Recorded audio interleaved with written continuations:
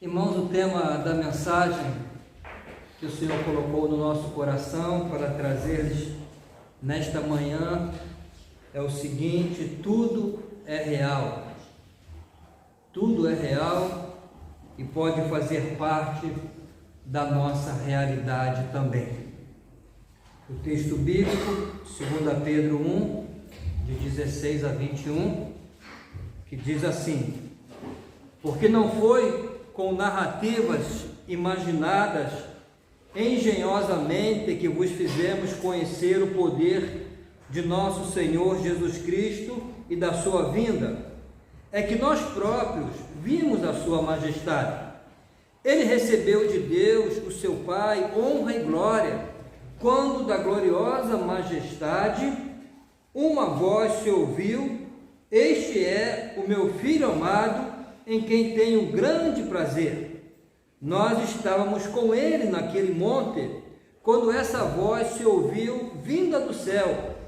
Vimos assim reforçada a palavra dos profetas, aos quais fazem bem prestar toda a atenção, como uma luz iluminando um sítio escuro, até que o dia surja e a sua luz brilhante ilumine os vossos corações. Sobretudo, devem entender que nenhuma profecia da Escritura proveio dos próprios profetas. Isto é, a profecia nunca foi originada pela vontade humana. Foi o Espírito Santo quem inspirou os profetas para falarem da parte de Deus. Amém? Que Deus possa abençoar a sua palavra, aplicá-la aos nossos corações. O apóstolo Pedro começa esse texto com uma afirmação categórica.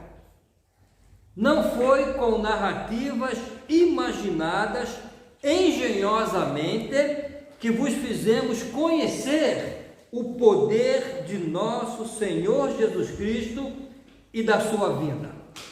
Não foi com narrativas engenhosamente imaginadas. O que é uma narrativa engenhosamente imaginada? São histórias, contos, lendas, fábulas criadas pelo engenho humano. Na literatura universal, há muitas fábulas criadas pela mente humana, que nos conduzem a um mundo de fantasia, principalmente as crianças. Todavia, irmãos, bem diferente são as histórias que escutamos a respeito do Senhor Jesus, o que Ele fez, o que Ele ensinou. Porém, o que os apóstolos estavam a falar de Jesus, a testemunhar de Jesus, desde o seu nascimento virginal até a sua morte vicária na cruz e gloriosa ressurreição ao terceiro dia, eram coisas tão fantásticas, tão extraordinárias para a mente humana, que muitos tinham dificuldade em crer e consideravam que eram fábulas inventadas pelos apóstolos. Por isso Pedro diz de maneira categórica: não são fábulas, nós próprios vimos a sua majestade. E Pedro então apresenta nesse texto dois argumentos para provar a realidade de tudo que diziam a respeito de Jesus, da sua vinda a esse mundo em poder e glória. E o primeiro argumento usado por Pedro é o seguinte: o seu próprio testemunho e dos demais discípulos que estiveram com Jesus. Jesus teve 12 testemunhas presenciais da sua glória, que ele deu o nome de apóstolos. Esses homens viveram muitos momentos incríveis com o Senhor, fantásticos, extraordinários. Eles viram quando numa boda lá em Caná, para livrar uma família de um grande constrangimento, o Senhor Jesus realizou o seu primeiro milagre, a transformar água em vinho. Pode parecer um milagre de pouca importância, mas para a família que foi socorrida com esse milagre, representou muito. Além de deixar-nos uma mensagem sobre o quanto Ele se importa com cada detalhe, com cada situação pela qual passamos, por menor que seja, e também um testemunho do seu poder transformador. Assim como Ele transformou água em vinho, Ele pode transformar qualquer situação, qualquer vida, qualquer coisa. Depois disso, desse primeiro milagre, os discípulos presenciaram outro extraordinário de Jesus, outro feito extraordinário, que aconteceu na cidade de Cafarnaum, da Galileia. Jesus estava na sinagoga a ensinar, como de costume, e a Bíblia diz que todos que o ouviam admiravam a sua doutrina, porque sua palavra era com autoridade. E enquanto Jesus ensinava com autoridade, um homem dominado pelo espírito de um demônio imundo começou a gritar: vai-te embora, porque nos vens inquietar, Jesus de Nazaré. Vieste destruir-nos, sei quem és, o Santo Filho de Deus. Então Jesus disse ao demônio: cala-te e sai dele. E diz a Bíblia que nesse mesmo instante o demônio atirou o homem no chão diante de uma multidão que estava na sinagoga, e o demônio deixou o homem sem lhe fazer mais nenhum mal. Então todos que estavam ali ficaram pasmados e diziam uns aos outros: que significa isto? Ele dá ordens aos espíritos maus com autoridade e poder, e eles obedecem-lhe. Irmãos, eu sei que isso é verdade, porque eu já passei por essa experiência várias vezes, lá no Brasil e no Peru. Aqui em Portugal eu não enfrentei nenhum demônio, pelo menos manifesto, né? Mas no Brasil já. Havia uma senhora, a senhora Neide, todo domingo à noite do nosso culto, quando começávamos o culto, começávamos a cantar o primeiro louvor, o demônio se manifestava naquela senhora. E nós tínhamos que repreender e expulsar em nome de Jesus. O último caso que eu me lembro foi lá no Peru. Eu ia começar o culto, normalmente eu não recebia, não falava com ninguém antes de começar o culto. Eu ficava trancado no meu gabinete a orar. Chegava meia hora antes e me trancava. Mas a senhora insistiu tanto que queria falar comigo, eu aceitei a receber no meu gabinete. Quando ela entrou, eu vi que alguma coisa estranha estava acontecendo, que ela começou a contorcer assim os dedos na cara, e de repente, caiu no chão. Eu vi que era uma manifestação demoníaca. Eu disse: em nome de Jesus, sai dela. E a senhora começou a fazer assim no chão, como se fosse uma serpente, e eu escutei um barulho de chocalho de serpente. Eu disse: está repreendido em nome de Jesus, sai dela, levanta. Ela levantou e começou a cavalgar como se fosse um cavalo. Uma coisa terrível. Eu fiquei com medo, irmãos. Eu fiquei com medo. Aí eu chamei um outro pastor que estava lá, falei: pastor Galvão, me ajuda aqui, por favor. Era um pastor português, muito amigo meu. E aí nós orando, e o demônio foi embora, deixou aquela senhora. Então isso é verdade, eu vi isso. Então depois disso, depois que Jesus expulsou o demônio daquele homem, Jesus foi à casa de Pedro, onde realizou o seu primeiro milagre de cura, a curar a sogra de Pedro, que estava com muita febre, gravemente enferma. Inclusive a gente que diz que essa é a razão pela qual Pedro negou Jesus 3 vezes, porque curou a sua sogra. isso não é verdade, né, irmão? Não é verdade. É apenas para descontrair um pouco, depois de ouvir história de demônio, tem que ler um pouquinho. E a Bíblia continua a contar que naquele mesmo dia, ao pôr do sol, todos os que tinham doentes com vários padecimentos traziam-nos a Jesus. Ele punha as mãos sobre cada um e curava-os. E os apóstolos viram tudo isso. Jesus curou cegos de nascença, fez paralíticos andar, curou leprosos e até mortos ressuscitou. É bastante conhecida a história da ressurreição de Lázaro, um defunto de 4 dias. Os irmãos sabem por que Jesus esperou 4 dias? É porque os judeus acreditavam que até o 3º dia a alma ainda podia voltar. Que a alma, quando saía do corpo, o espírito ficava ali, pairando sobre o corpo, a esperar uma oportunidade para voltar.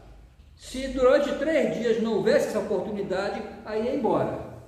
Então Jesus disse, para que ninguém pense aí que foi obra do acaso, eu vou esperar 4 dias, quando não há mais nenhuma possibilidade. Então no 4º dia, e nós conhecemos essa história, diz João que Jesus aproximou-se do túmulo onde estava o corpo de Lázaro e clamou em alta voz, Lázaro, sai cá para fora. E o que estava morto saiu com as mãos e os pés ligados em faixas e a cara tapada com a mortalha.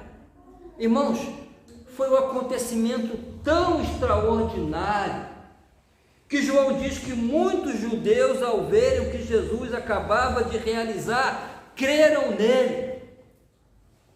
Há outro acontecimento extraordinário que Pedro usa no seu argumento para provar que o que diziam da glória e do poder de Jesus não eram meras fábulas ou narrativas humanas. Esse acontecimento foi testemunhado pelo próprio Pedro e por mais 2 apóstolos, os irmãos Tiago e João. Pedro faz referência a esse acontecimento nos versículos 17 e 18, quando ele diz assim, é que nós próprios vimos a sua majestade, nós vimos, ele recebeu de Deus, o seu Pai, honra e glória, quando da gloriosa majestade uma voz se ouviu, este é o meu filho amado em quem tenho um grande prazer. Nós estávamos com ele naquele monte, quando essa voz se ouviu, vinda do céu. Nós estávamos com ele e nós ouvimos. Aqui Pedro está a referir-se ao momento da transfiguração, em que Cristo transfigurou-se diante deles no monte, onde havia subido para orar. Irmãos, a transfiguração de Cristo foi um acontecimento extraordinário, onde a majestade e a glória de Deus brilharam no corpo e nas vestes de Jesus. Na transfiguração de Cristo, a verdadeira glória de Deus foi vista no ser de Cristo. A Bíblia realmente diz que ele foi transformado. A palavra grega é metamorfote, de onde vem metamorfose, que significa uma mudança em outra forma, passar por uma transformação, uma mudança de conteúdo, uma transformação completa. Esse acontecimento foi tão extraordinário que está registrado nos 3 evangelhos sinóticos, Marcos, Lucas e João, ou melhor, Mateus, Marcos e Lucas. Observem as descrições feitas pelos evangelistas. Mateus, e transfigurou-se diante deles, e o seu rosto resplandeceu como o sol, e as suas vestes se tornaram brancas como a luz. Marcos descreve assim: 6 dias depois, Jesus levou consigo Pedro, Tiago e João até um monte alto para estarem a sós. Ali, diante de seus olhos, a aparência de Jesus foi transformada. Suas roupas ficaram brancas e resplandecentes. muito mais claras do que qualquer lavandeiro seria capaz de deixá-las. E Lucas descreve da seguinte forma: enquanto ele orava, a aparência de seu rosto foi transformada e suas roupas se tornaram brancas e resplandecentes. A glória da natureza divina do Senhor Jesus brilhou através do seu corpo e através mesmo das suas roupas, de alguma maneira. Pedro, Tiago e João foram testemunhas desse acontecimento maravilhoso, extraordinário, fantástico. E Pedro acentua enfaticamente que, além da visão extraordinária que tiveram, também ouviram a voz do próprio Deus vinda do céu a testemunhar de Jesus. Diz Pedro: ele recebeu de Deus, o seu Pai, honra e glória, quando da gloriosa majestade uma voz se ouviu: este é o meu Filho amado, em quem tenho grande prazer. Nós estávamos com ele naquele monte, quando essa voz se ouviu, vinda do céu. Cerca de 40 dias depois desse extraordinário acontecimento, os discípulos testemunharam a maior prova de amor e de poder que Jesus poderia dar-nos: sua crucificação e morte, quando provou seu grande amor por nós, e sua ressurreição a provar o seu extraordinário poder sobre todas as coisas, inclusive sobre a morte, sobre o diabo, sobre o inferno.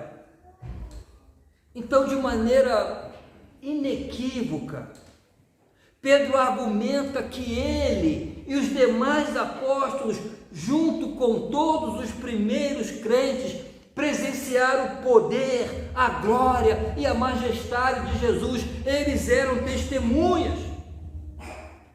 Pedro diz que foram testemunhas oculares, presenciais, do grande amor de Deus, do extraordinário poder de Jesus, que Deus ama tanto o mundo que enviou o seu Filho ao mundo para salvar os homens perdidos em seus pecados. Mas talvez alguém pergunte: pastor, como podemos saber que os testemunhos dos apóstolos são realmente verdadeiros?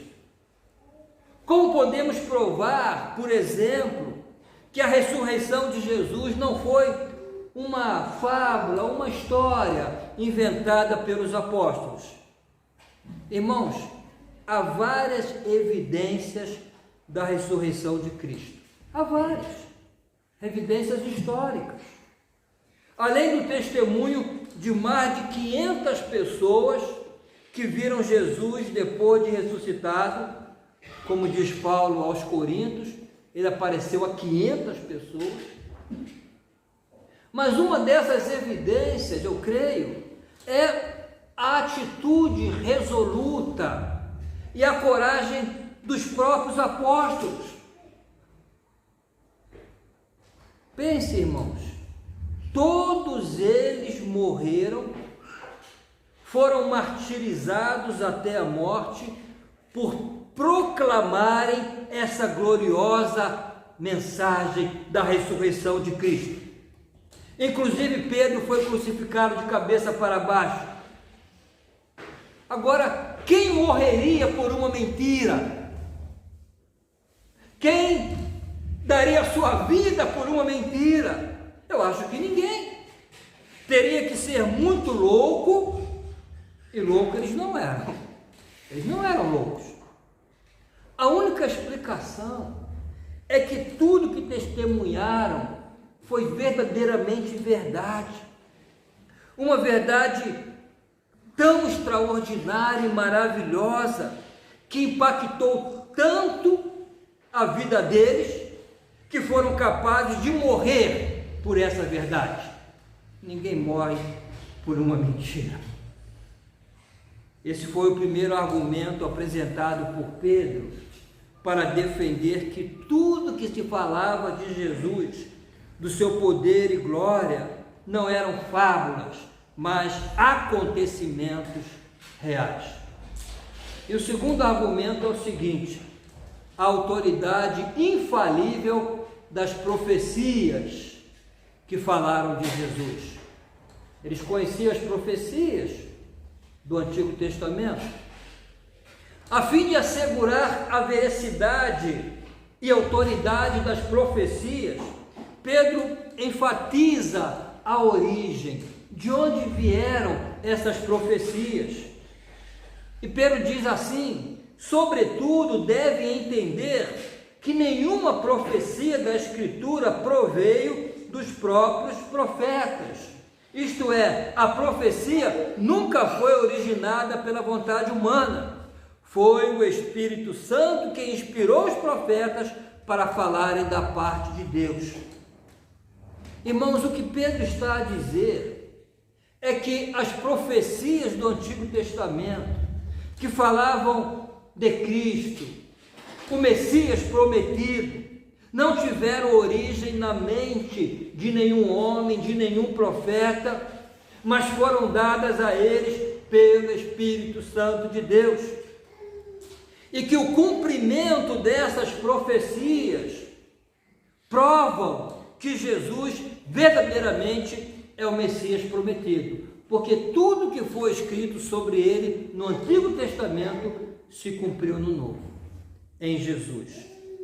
A primeira profecia sobre a vinda de Jesus a esse mundo foi anunciada diretamente pelo próprio Deus lá no Jardim do Éden, no princípio, quando Adão e Eva pecaram, e ali Deus já fez a promessa de enviar o Salvador, que iria esmagar a cabeça da serpente, ia derrotar Satanás.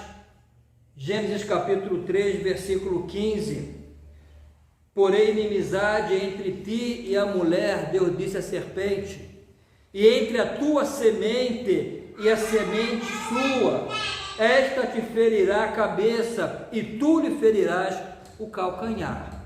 Esta te ferirá a cabeça, ferida mortal. Esse texto é considerado pelos teólogos como o proto-evangelho, quer dizer, o início de tudo. A primeira profecia sobre a vinda de Jesus, que nasceria nesse mundo naturalmente de uma mulher, nasceria como homem para pagar pelos pecados dos homens e destruir as obras de Satanás, a derrotá-lo definitivamente. Na carta aos Gálatas, o apóstolo Paulo diz que a semente prometida, nascida de uma mulher, cumpriu-se em Jesus, que nasceu de Maria, dentro do propósito e no tempo determinado por Deus. Gálatas 4:4, mas chegou o tempo certo, Deus enviou o seu filho, nascido de uma mulher, nascido sob a lei. Isso foi profetizado lá em Gênesis, da semente de uma mulher. 700 anos antes de Jesus nascer, também foi profetizado pelo profeta Isaías que o Messias nasceria da descendência de Davi. E Jesus nasceu exatamente da descendência de Davi. Por isso, em algumas ocasiões, ele foi chamado de Jesus, filho de Davi. Os irmãos lembram do cego de Jericó? Jesus, filho de Davi, tem misericórdia de mim. A cidade onde ele nasceria também foi profetizada centenas de anos antes do seu nascimento, Belém. E tu, Belém Efrata. E Jesus nasceu exatamente onde foi anunciado pelo profeta.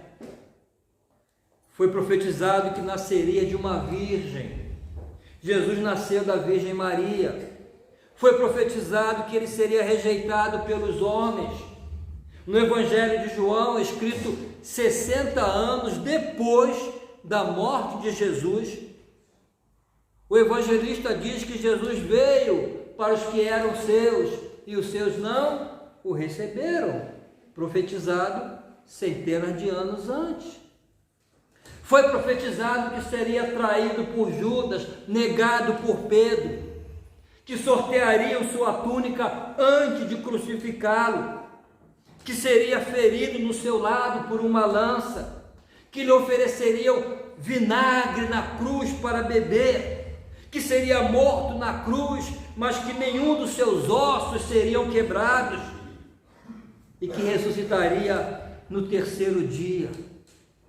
Todas essas profecias que se cumpriram em Jesus e muitas outras são provas inequívocas ou inquestionáveis de que Jesus é realmente o Filho de Deus que veio a esse mundo em poder e glória.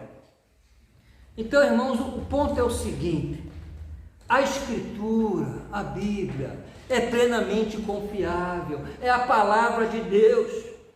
Portanto, Jesus não é uma fábula, não é um conto de fadas, Ele é o Salvador do mundo e tudo o que fez é real.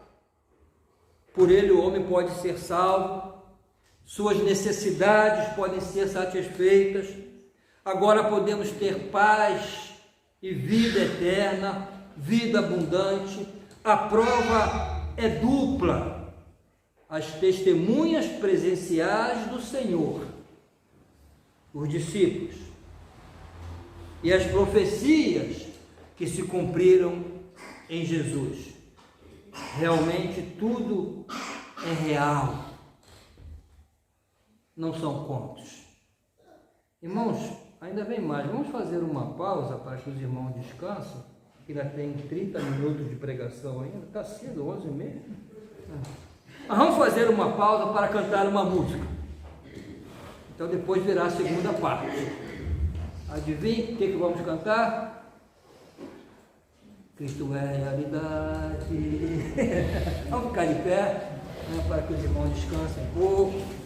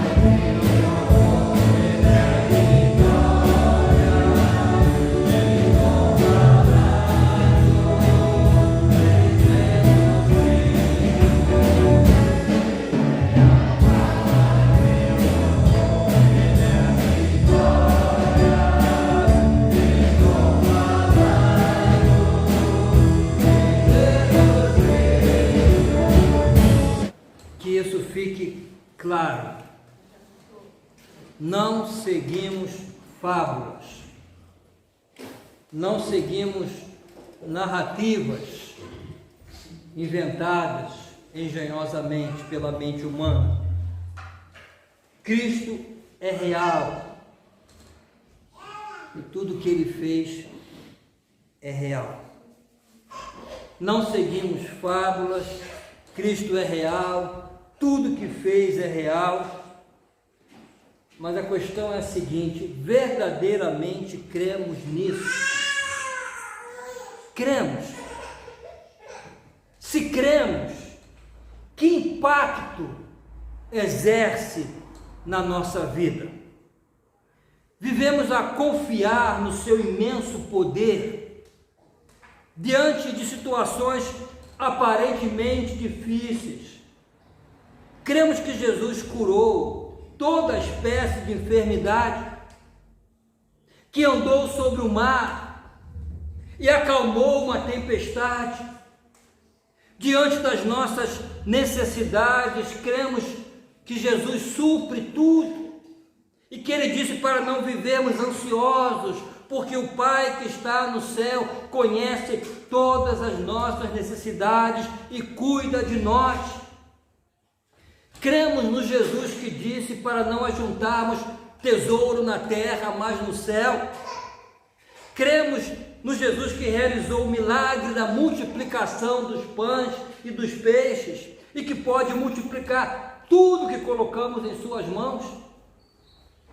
Cremos na promessa de que estaria conosco sempre, que jamais nos deixaria.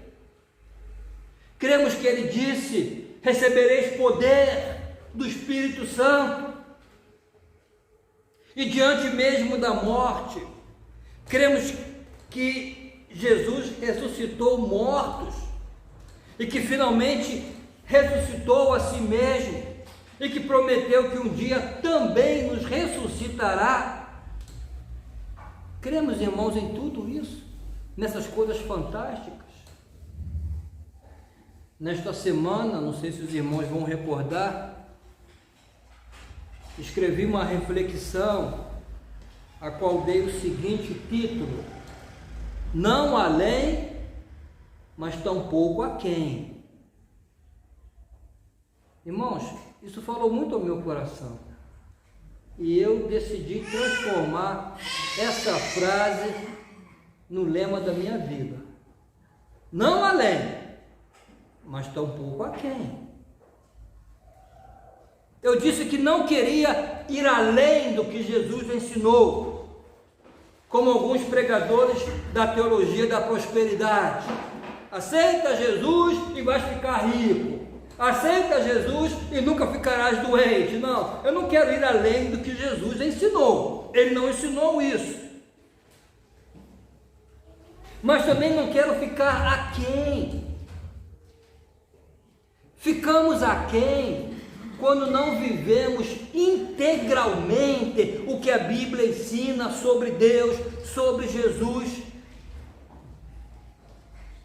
Ao anunciar a Maria que daria luz ao Filho de Deus, e diante da indecisão de Maria, como será isso? O anjo lhe disse: para Deus nada é impossível. Há um pai aflito que rogava a Jesus para curar seu filho de uma doença demoníaca. Jesus lhe disse: tudo é possível ao que crê. As irmãs Marta e Maria, que estavam a chorar a morte do seu irmão Lázaro antes de ressuscitá-lo, Jesus lhe disse: se crerem, verão a glória de Deus. Ao incrédulo Tomé, que disse que precisava ver as feridas da crucificação no corpo de Jesus para crer, o Senhor disse: põe aqui o teu dedo e vê as minhas mãos, chega também a mão e põe-na no meu lado. Não sejas incrédulo, mas crente. Não sejas incrédulo, mas crente. Aos atemorizados discípulos, diante de uma tempestade que ameaçava fazer naufragar o barco em que estavam, Jesus perguntou: onde está a vossa fé? Onde está? Irmãos, onde está a nossa fé? Cremos em tudo que Jesus fez e ensinou? Cremos. Ou agimos como se estivéssemos diante de fábulas, de um conto? Cremos em tudo que o Espírito Santo fez através dos apóstolos e dos primeiros cristãos? Cremos que isso pode repetir-se ainda hoje? Ou limitamos as ações de Deus e o seu poder àquele tempo apenas? Irmãos, Deus não muda. Ele é o mesmo ontem, hoje e sempre. E tudo que fez no passado pode fazer ainda hoje, conforme a sua vontade. Não conforme eu quero. Porque a Bíblia diz que o homem não recebe coisa alguma se não lhe for dado do alto. Tem que vir de Deus. Mas ainda hoje podemos experimentar o sobrenatural de Deus nas nossas vidas, na nossa igreja. Olha o que Paulo diz na carta aos Efésios, capítulo 3, versículo 20, isso é para nós hoje também. Aquele que é poderoso para fazer tudo muito mais abundantemente, além daquilo que pedimos ou pensamos, segundo o poder que em nós opera. Duas coisas aqui, irmãos. Paulo não diz aquele que foi poderoso no passado, e nem aquele que será poderoso no futuro. Ele diz aquele que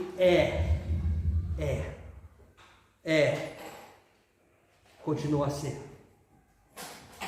A segunda coisa é que Paulo diz o seguinte, que ele é poderoso para fazer mais do que podemos pedir ou mesmo imaginar.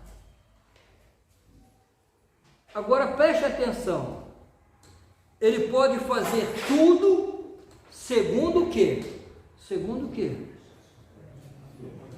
O poder que em nós opera. Não é segundo as nossas forças, não é segundo os nossos recursos, é segundo o poder que em nós opera. Na igreja opera um poder sobrenatural, que é o próprio poder de Deus, o mesmo poder que ressuscitou a Jesus. E não foi à toa que Paulo orava para que os efésios conhecessem o poder da ressurreição de Cristo, porque é esse poder que opera na igreja. Esse poder extraordinário continua a operar ainda hoje, e se não experimentamos, é por pouca fé, e consequentemente, pouca oração. Porque a oração é o resultado da fé. Se crêssemos mais no poder da oração, iríamos orar mais. Transformaríamos essa igreja numa verdadeira casa de oração, conforme disse Jesus: a minha casa será chamada casa de oração. Casa de oração. E quanto mais orássemos, mais experiência teríamos com o poder sobrenatural de Deus. É como diz aquele antigo ditado: muita oração, muito poder. Pouca oração, pouco poder. Nenhuma oração, nenhum poder. Eu vou concluir essa mensagem com a pergunta feita por Jesus aos discípulos: onde está a vossa fé?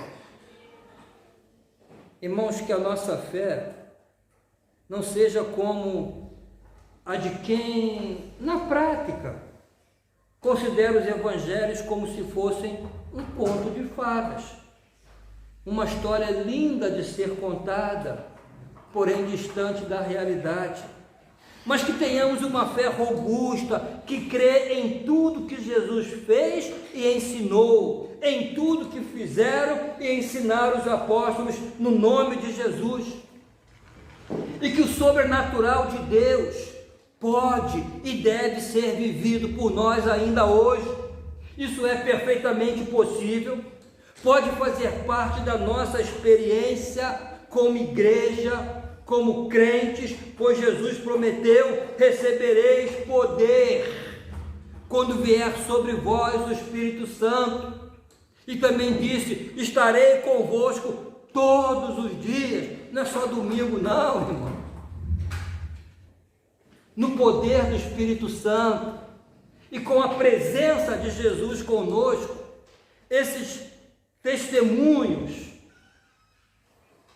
que alguns enxergam como fábulas, podem fazer parte da nossa experiência com Cristo ainda hoje. Só precisamos acreditar que esse Jesus, que é fundamento, cabeça e Senhor da igreja, é real. Jesus Cristo é real e tudo que podemos viver com Ele e através dele pode tornar-se realidade. Não quero ir além do que Jesus ensinou, não. Coisas que não pertencem à realidade da fé.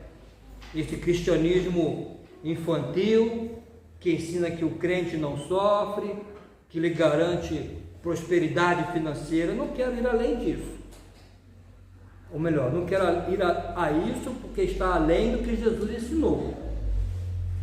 Mas também não quero ficar aquém do que se pode ter, ser e fazer, em nome de Jesus.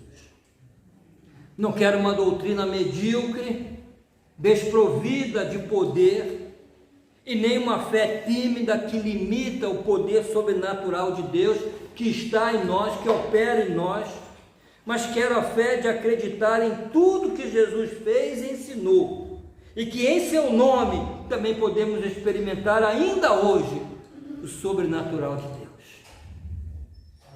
Creio que Jesus é real, que a Bíblia é a palavra de Deus. Creio que sou tudo que a Bíblia diz que sou, que tenho tudo que ela diz que tenho e que posso fazer tudo que ela diz que posso fazer. Vamos, irmãos, repetir essa declaração comigo, todos juntos? Creio que Jesus é real e que a Bíblia é a palavra de Deus. Creio que sou tudo que a Bíblia diz que sou, que tenho tudo que ela diz que tenho e que posso fazer tudo que ela diz que posso fazer. Nada além do que a Bíblia ensina, nada além, mas tampouco aquém. Vamos orar? Vamos ficar de pé.